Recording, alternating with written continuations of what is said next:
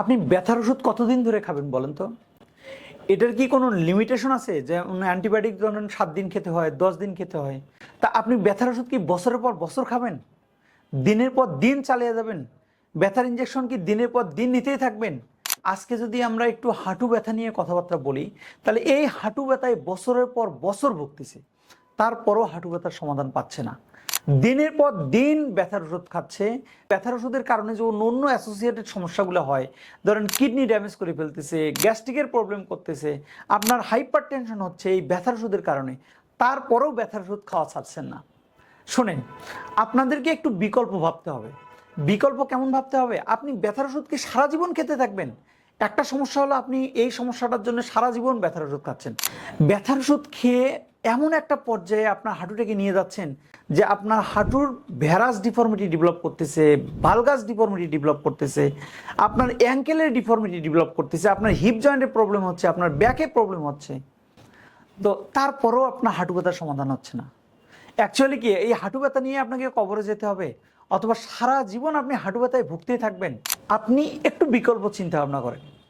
আমরা যদি আজকে হাঁটু ব্যথার কথা বলি, তাহলে হাঁটু ব্যথা তো হলেই আপনার যে সমস্যাগুলো হয় সেগুলো যদি একটু বলি, যে হাঁটু ব্যথা হলে আপনার নিচে বসতে গিয়ে সমস্যা হয়, সিঁড়ি দিয়ে ওঠানামা করতে কষ্ট হয়, রিস্কায় উঠতে গিয়ে কষ্ট হয়, আপনার হাঁটু গেড়ে বসলে আপনি উঠতে গিয়ে কষ্ট হয়, অর্থাৎ নামাজ পড়তে গিয়ে কষ্ট হয়। হাঁটু ব্যথার রুগীরা সাধারণত এই কমপ্লেনগুলোই করে। এখন এই হাঁটু ব্যথার রুগীরা দীর্ঘমেয়াদী মেডিসিন খায়, কিন্তু হাঁটু ব্যথার সমাধান কোথাও গিয়ে পাচ্ছে না। তো আপনার এই যে আমি বললাম যে হাঁটু ব্যথা হলে আপনি কতদিন ধরে মেডিসিন খাবেন? দিনের পর দিন মেডিসিন খাবেন, 20 দিন, 1 মাস, 2 মাস, 3 মাস, 4 মাস, 6 মাস, 1 বছর, সারা জীবন মৃত্যুর আগ পর্যন্ত খেতেই থাকতে হবে। তো এটা আপনাকে একটু ভাবতে হবে। এখান থেকে আপনাকে একটু বের হয়ে বিকল্প চিন্তা করতে হবে। হাঁটু ব্যথার চিকিৎসা আপনার অন্যভাবেও করা সম্ভব। আপনি যদি একজন ফিজিওথেরাপি চিকিৎসকের কাছে যান, খুবই সুন্দর করে আপনি হাঁটুটাকে ম্যানেজ করে নিতে পারবেন। আপনি যদি একজন অস্টিওপ্যাথি চিকিৎসকের কাছে যান, এখানে আরও অ্যাডভান্স লেভেলের আপনি হাঁটুটাকে ম্যানেজ করে নিতে পারেন। আপনি যদি একজন কাইরোপ্র্যাকটিক চিকিৎসকের কাছে যান, তাহলে কাইরোপ্র্যাক্টরেরও হাঁটুটাকে আপনার অ্যালাইন করে খুবই সুন্দর করে অ্যালাইন করে দেবে। যখন আপনার হাঁটুটার আনইভেন প্রেশার চলে যাবে অথবা অ্যালাইনমেন্ট হবে, তখন হাঁটুর ব্যথাটা অটোমেটিক্যালি আপনার ভালো হয়ে যাবে। আপনি ব্যথার ওষুধ দীর্ঘমেয়াদী না খেয়ে আপনি একজন ফিজিওথেরাপিস্টের কাছে যান, আপনি একজন কাইরোপ্র্যাক্টরের কাছে যান, অথবা একজন অস্টিওপ্যাথের কাছে যান, গিয়ে আপনি চিকিৎসা নেন, দেখবেন যে খুব সহজে আপনি হাঁটু ব্যথাটাকে সমাধান করে নিতে পারছেন। তো দর্শক, আমরা আজকে হাঁটু ব্যথা রোগীদের জন্য এমন কিছু এক্সারসাইজ আমরা সিলেক্ট করেছি। এই এক্সারসাইজগুলো যদি আপনারা বাসায় বসে ট্রাই করেন, তাহলেও আপনারা হাঁটু ব্যথার থেকে অনেকটা মুক্তি পাবেন। তো আমরা কথা না বাড়িয়ে সরাসরি এক্সারসাইজগুলোতে চলে যাই। হাঁটু ব্যথার রোগীরা প্রথমে যে কাজটা করবেন সেটা হচ্ছে আপনার এই যে হাঁটুর উপরে যে বাটিটা আছে, এই বাটিটাকে একটু মুভমেন্ট করবেন। সেই মুভমেন্টটা করার জন্য আপনি দেখেন এই 4টা আঙ্গুলের একটু হেল্প নেবেন। জাস্ট বাটিটাকে আপনি লক করলেন, লক করার পরে বাটিটাকে নিচের দিকে একবার ধাক্কা দিবেন, একবার উপরের দিকে ধাক্কা দিবেন, আবার বাটিটাকে নিচের দিকে একবার ধাক্কা দিবেন, অথবা উপরের দিকে একবার ধাক্কা দিবেন। তো নিচের দিকে ধাক্কা দিয়েও আপনি 15 সেকেন্ড হোল্ড করতে যদি পারেন, তাহলে বাটিটা আরও বেশি মুভমেন্ট হবে। এরপরে আপনি এই অ্যাঙ্গেল থেকে আপনার এই প্যাড অফ হ্যান্ড দিয়ে আপনি এই অ্যাঙ্গেলে একটু ধাক্কা দেবেন। দেখেন এই অ্যাঙ্গেলে এইভাবে ধাক্কা দেবেন।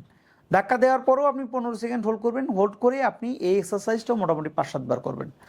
হাঁটু ব্যথা রুগীদের আরেকটা জিনিস সবসময় মাথায় রাখতে হবে, হাঁটু ব্যথা কিন্তু শুধু হাঁটুর কারণে হয় না।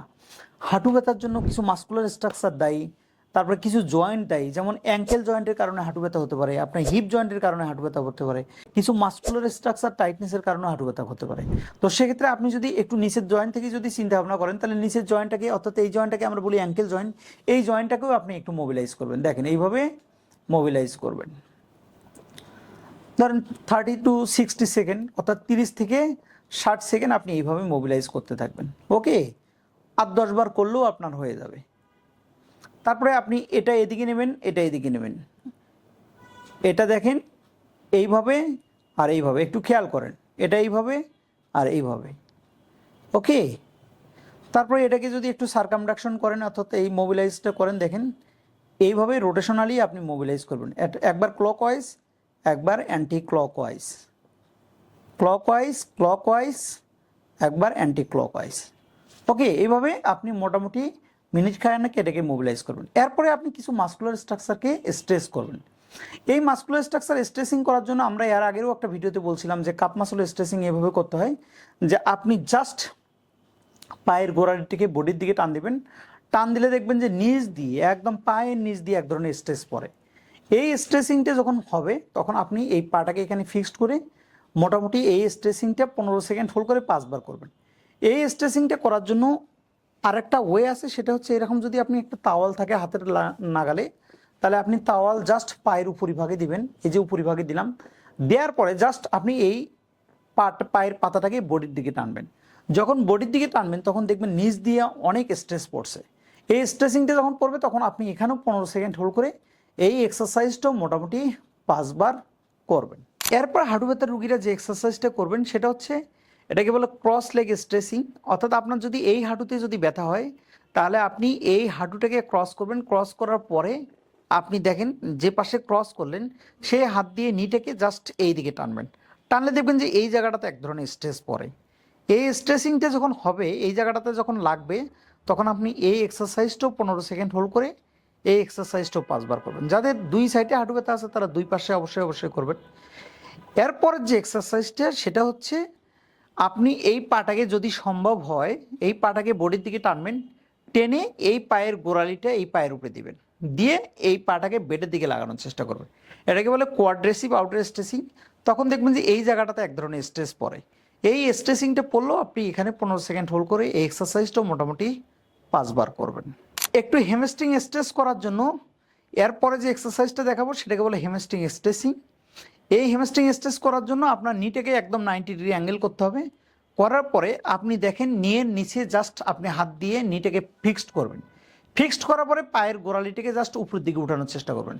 যখন উপরের দিকে উঠানোর চেষ্টা করবেন তখন দেখবেন নিচ দিয়ে একটা স্ট্রেস পড়বে। এই স্ট্রেচিংটা যখন পড়বে তখন আপনি এখানেও 15 সেকেন্ড হোল্ড করে এই এক্সারসাইজটাও মোটামুটি 5 বার করবেন। এরপরে যদি আরেকটা এক্সারসাইজের কথা বলি, তাহলে আপনি পায়ের গোড়ালিটাকে একদম কাছাকাছি নেবেন। নেয়ার পরে আপনি জাস্ট এই পায়ের হাঁটু দুটাকে আউটসাইডে অর্থাৎ বেডের দিকে লাগানোর চেষ্টা করবেন। দেখেন এইভাবে লাগানোর চেষ্টা করবেন। যখন আপনি এদিকে নেবেন তখন দেখবেন এই জায়গাগুলোতে স্ট্রেস পড়ে। এই স্ট্রেচিংটা পড়লে আপনি এখানেও 15 সেকেন্ড হোল্ড করে আপনি এই এক্সারসাইজটাও মোটামুটি 5 বার করবেন।